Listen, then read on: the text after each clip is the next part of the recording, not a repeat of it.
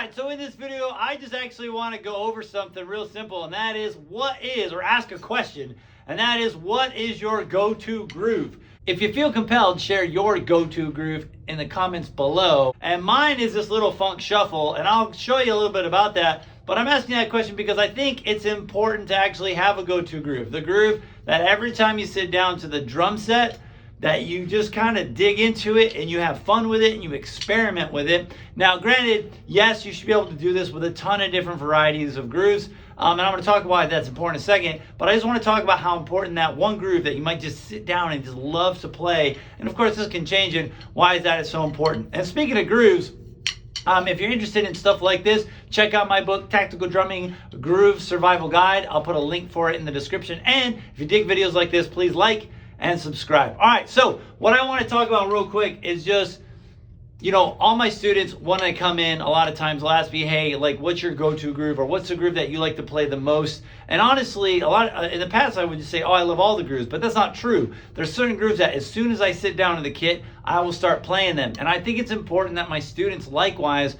will have grooves. Just like when they start first playing, probably one of the favorite beats in the whole wide world will be this one right here that I think everybody knows. It's the Guitar Center beat. It's the Boogaloo. It's the little funky groove, right? Call it what you will, right? But it's this very drum and bass groove, right? It's this rhythm right here.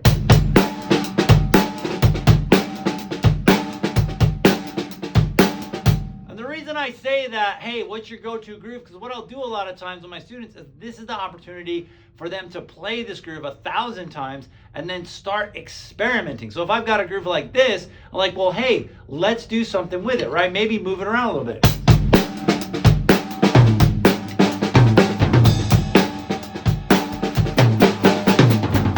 Right? So then they can start experimenting and doing other stuff, right? Add it to the ride cymbal. Maybe add the hi-hat, right? Heck, just play it on the toms.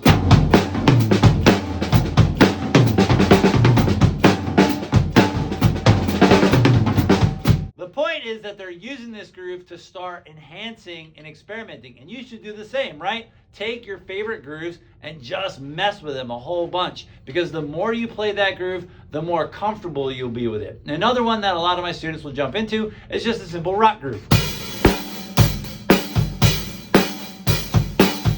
Right? Maybe it's even simpler than that. Maybe it's AC/DC style. Right? Just in the pocket, solid. And it's like, okay, cool, you've got that down. Now let's take some risks. Let's sit there and, let's add a little ticka-ticka in the hi-hat.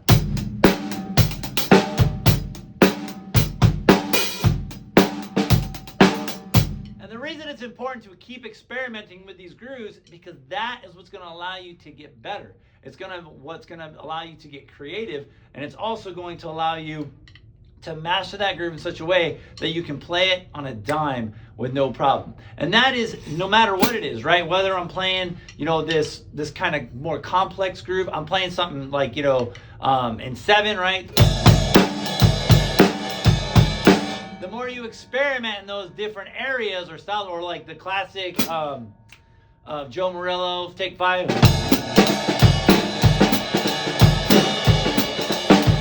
Right, the more you play those grooves, the more you get into them, the more you sit down and just start with those grooves, the better you're going to become. So I'm going to play one more time through my go-to groove.